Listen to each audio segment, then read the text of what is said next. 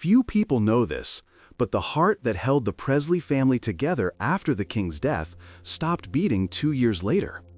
Today, you'll discover the final hours of Vernon Presley, the father, the protector, the executor of the legacy, and why his fate changed Graceland's story forever.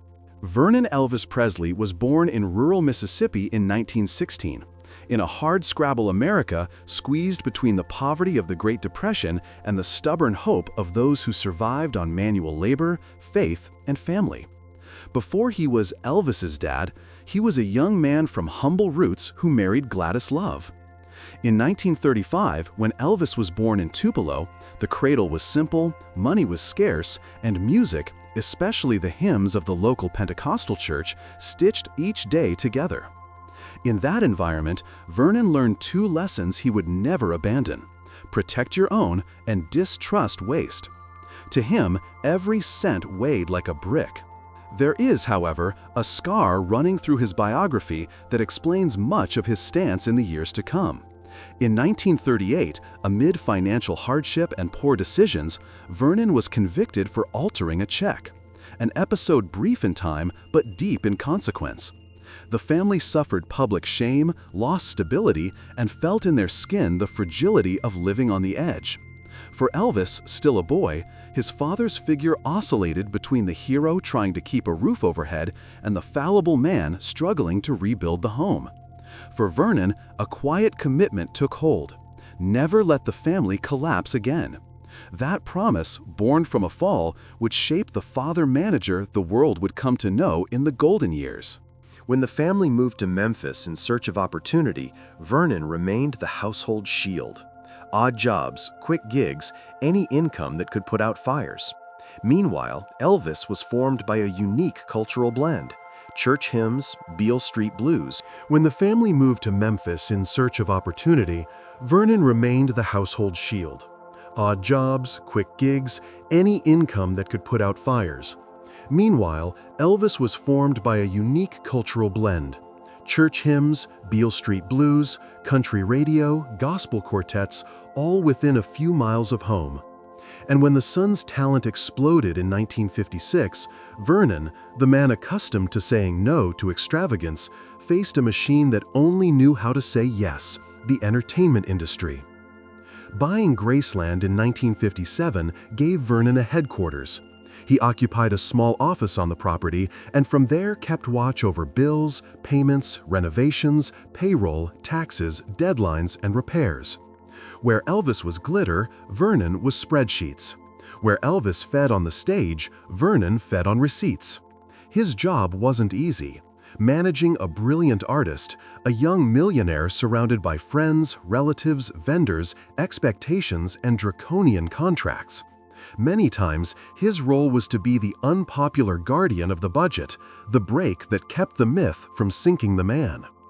Homegrown religiosity, the memory of poverty, and the humiliation of 1938 forged in him a conservative ethic of spending. Vernon wasn't dazzled by spectacle. He thought about the light bill, the roof, staff wages, and overdue taxes. Behind the scenes, his favorite question could well have been, how much does it cost? And yet, he was a father. He knew when to loosen up, yielded to comforts that kept Elvis emotionally steady, and tried to balance humanity with math. That equilibrium, fragile by definition, would be tested dozens of times, from the frenzy of touring to movie projects, from seasonal extravagances to Graceland's endless renovations. The emotional bond between the two was old and complex. Elvis was born a twin. His brother, Jesse Garon, did not survive. And many biographers link that absence to a chain of affections and voids that drew the Vernon-Gladys-Elvis trio even closer. After Gladys's death in 1958, while Elvis was serving in the army, Vernon was left to be both root and trunk. He consoled his son, protected the assets, and tried to keep normalcy in a life that had become daily news. From then on, father and son became inseparable partners, not only in family affection, but in the practical need for a trusted hand to sign checks, review contracts, and say enough. As time went on, the commercial machinery grew heavier. The principal manager, with his aggressive business vision, pushed for more shows, more films, more licensing. On that chessboard, Vernon played the counterweight of prudence.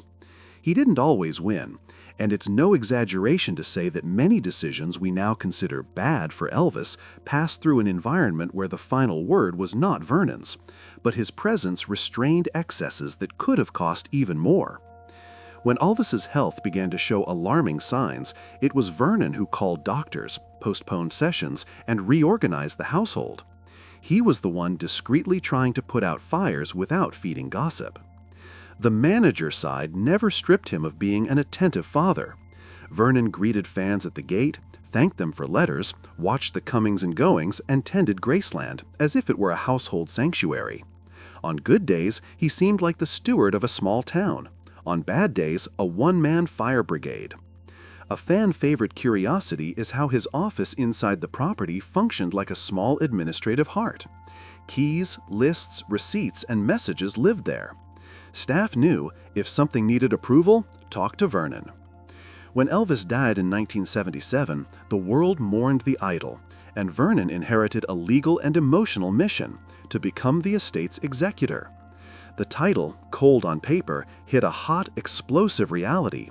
Contracts to reassess, taxes to negotiate, obligations to honor, a crowd of creditors and suppliers at the door, and, at the same time, an incalculable symbolic patrimony begging for protection. From that moment, the promise he'd made decades earlier, to never let the family fall, returned in full force. Vernon worked as if the clock were always fast. He gathered accountants and lawyers, evaluated revenue, cut costs, tried to shield Lisa Marie, and kept Graceland as the axis. This stretch of history also answers, organically, the question, what happened to Vernon after Elvis died? He formally took the helm of the estate from 1977 to 1979, weathering the storm with the tools he had, prudence, backstage experience, and an almost stubborn sense of duty. It's important to understand that without the bridge Vernon built in the most chaotic months after 1977, the restructuring that followed, the professionalization of management, and Graceland's transformation into a sustainable project would have been far less likely. Of course, there are critiques of his style. To some, Vernon was too rigid, to others, too lenient with certain players. That debate will exist as long as fans parse the nuances. What can't be denied is his central role in keeping the house standing when everything else seemed to be collapsing. The boy who stumbled in 1938 became the adult who held the line in the 50s, 60s, and especially after 1977. His legacy, before any figure on a ledger, is continuity. Thanks to Vernon's quiet stubbornness, there was a possible tomorrow for Elvis's memory. In short, Vernon was the kind of father history rarely applauds in public, the one who pays the bills, assesses risks, makes unpopular decisions, and, in the end, saves the house. His roots explain his prudence, his fall explains his obsession with stability, and his bond with Elvis explains why, when the king fell silent, Vernon kept speaking the hardest language in show business: responsibility. Vernon Presley reached 1979 carrying two things the public didn't clearly see: the exhaustion of 2 years managing the grief of the most famous son on the planet, and a history of heart problems that had already required medical attention. This context matters because it explains why his death, though felt as a shock, didn't happen in a perfectly healthy body. At the same time, there's no record of a formal warning of an imminent end. It is precisely in that tension, known frailty, unexpected outcome, that Vernon's final hours sit. On the morning of June 26, 1979, in Memphis, his condition worsened. His heart failed and he received hospital care. He did not die at home or at Graceland. He passed away in a hospital setting from cardiac arrest. That's the direct answer to what caused Vernon Presley's death: a sudden cardiovascular event within a body that had been asking for attention for some time. The next question usually follows just as quickly. Did he know he was going to die, or was it sudden? What public documentation allows us to say is that there are no reliable reports of a conscious farewell, last messages, or the preparation of a final goodbye in the hours beforehand. What existed was a 63-year-old man worn down by a combination of stress, age, and heart disease who suffered a cardiac arrest and didn't survive. How were his final moments? Objectively, hospital care, cardiac failure, confirmation of death. Simple and stark, just as facts tend to be when emotion tries to fill them with metaphor. No theatrical gesture, no final speech. For those who loved Elvis and had followed the family since 1977, the feeling was the repetition of a nightmare. Memphis again, news spreading again, Graceland's gates becoming a gathering point for collective mourning. And how did relatives and friends react? The family reacted as one does after a loss that had already cut everyone to the bone, with pain and discretion. The inner circle closed ranks, and the farewell followed the intimate script the family already knew. Vernon's body was waked and buried in Graceland's meditation garden, beside Elvis, Gladys, and Minnie May. The garden, designed for quiet and remembrance, became the setting for a father and son's reunion, this time in a line of marble. Outside, fans from across the country gathered, some bringing flowers, others just waiting a few minutes to rest a hand on the gates bearing Elvis's image. The public mourning was respectful, with the air of a last guard of the legacy, saluting the man who had kept it standing in the hardest months. And how did this affect the household and the legacy immediately? Here the answer unfolds. Emotionally, it was another blow. Lisa Marie lost her grandfather at 11. Priscilla, already moving closer to day-to-day management, saw her responsibility grow. Legally and financially, Vernon's death triggered exactly what he had planned.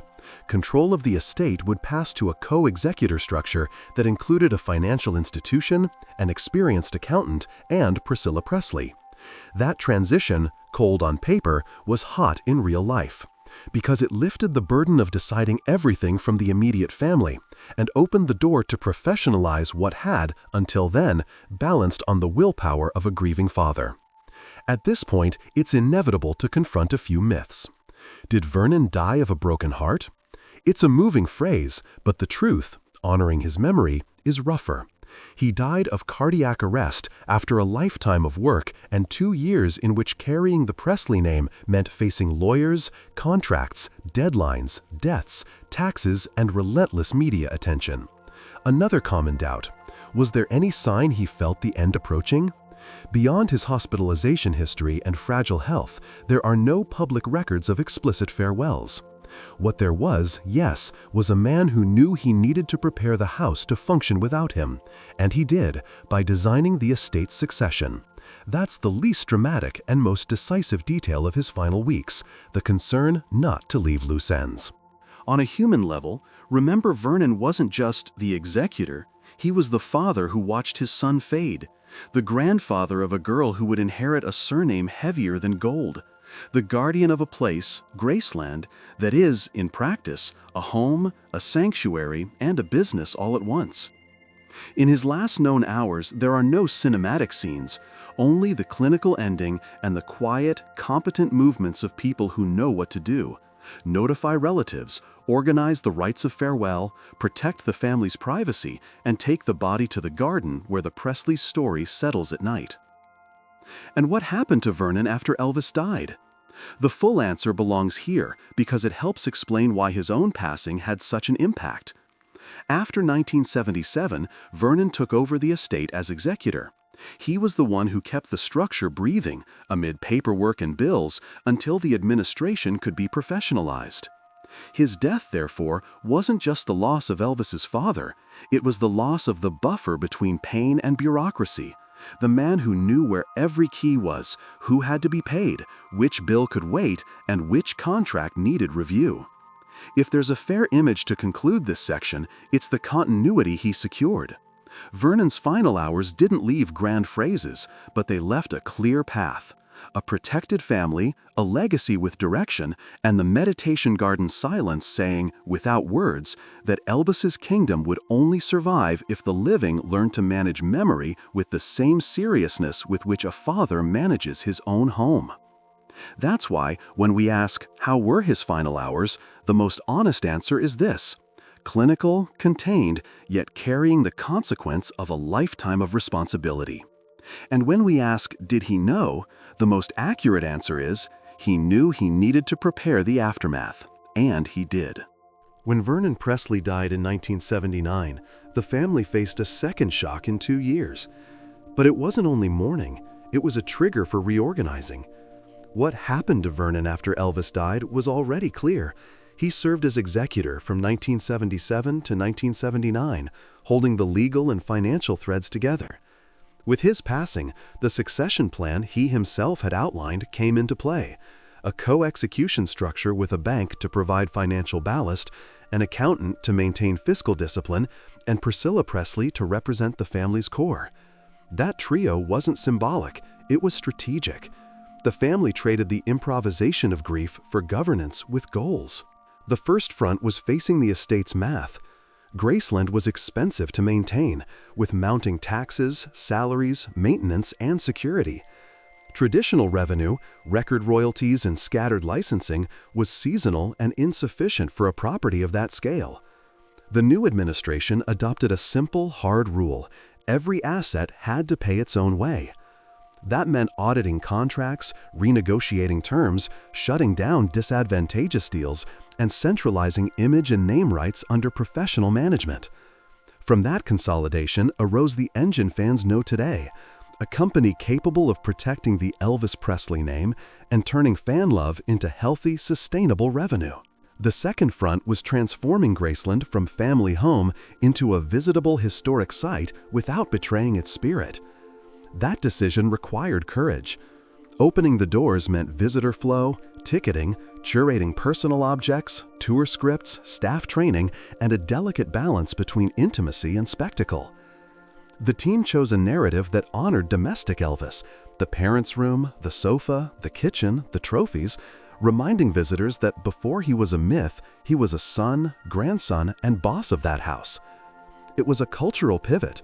Graceland ceased to be only where Elvis lived to become where the world could see Elvis living. The third front was repositioning the Elvis brand in the global market of the 1980s. It involved 3 coordinated moves. First, preserve the musical catalog with careful reissues and commemorative projects, emphasizing gospel, rhythm and blues, and live cuts that reaffirm Elvis as a supreme interpreter, not a caricature. Second, professionalize licensing. Bring order to t-shirts, posters, souvenirs, and publishing, ensuring quality, visual coherence, and contracts that properly flowed back to the estate. Third, open channels with fans. Clubs, newsletters, commemorative dates, annual events, and communication that spoke to fans as equals, stimulating travel to Memphis and the consumption of experiences, not just objects. None of that would have been possible without confronting the contractual past.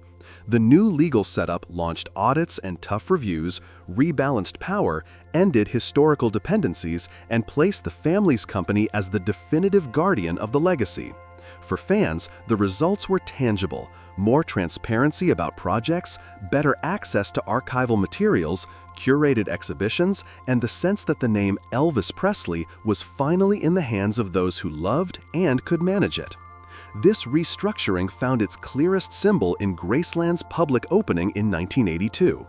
The date wasn't just inaugurated, it was prepared. The house was treated as a collection, with inventory, conservation, and a museum-grade narrative.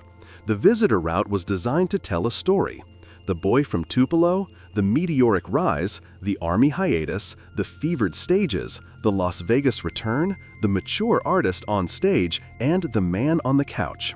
At the end, the meditation garden reenacts the human dimension of this saga every day. There, side by side, rest Elvis, his mother Gladys, his grandmother Minnie May, and Vernon. For those asking what caused Vernon's death and how were his last hours, the garden answers with silence. Cardiac arrest, hospital, a family in mourning, and now rest, beside the one he protected in life. Financially, the opening was a watershed. It created a predictable revenue stream that grew seasonally, drawing fans from around the world. Culturally, it stabilized Elvis's public image against shallow revisionism.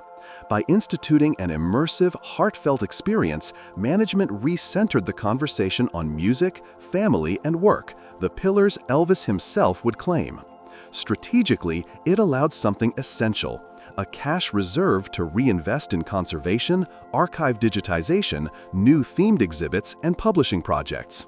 Priscilla's presence as co-executor was equally decisive. She translated private grief into public action, brought management closer to modern corporate standards, and became a trusted face to the fan community. Her leadership helped ensure that Lisa Marie, the direct heir, reached adulthood with an estate not only preserved but revitalized. When, years later, ownership and governance structures were adjusted over time, what mattered was the how. There was method, a team, and a logic of continuity that began on Vernon's paper and matured in practice. What does this pivot teach? Cultural legacies don't survive on their own. They need people, processes, and sometimes unpopular choices. They need someone to say no at the right time, yes with planning, and not yet when the risk is too high. Vernon did that first, as executor. After him, a collegiate management took over with the cool head needed to turn affection into structure. The result is that, decades later, Graceland is still alive. The Elvis Presley brand is still coherent, and the estate has become a reference in reconciling memory, business, and devotion. Narratively, one thread ties it all together: promise and continuity. After the 1938 fall, Vernon promised himself he wouldn't let his family fall. After 1977, he repeated that promise on a larger scale. He wouldn't let Elvis's legacy fall. Co-execution, opening Graceland, professionalizing licensing, and drawing closer to fans were chapters of that same promise. That's why when someone asks what happened to Vernon after Elvis died and what happened after Vernon died, the answer at its core is one: duty was fulfilled. First by the father's hands, then by those he chose to continue the work. And from that chain, not any single gesture, came Graceland's historic turning point. If this story helped you see Vernon Presley in a new light, be part of this community. Subscribe to the channel now, turn on the notifications so you won't miss the next episodes, like this video, and share it with anyone who loves Elvis. Your voice matters. Leave your opinion about the video in the comments. What surprised you most about Vernon's journey? We read everything and always reply. Thanks for watching, and see you next time, because the King's memory stays alive when we keep this conversation burning.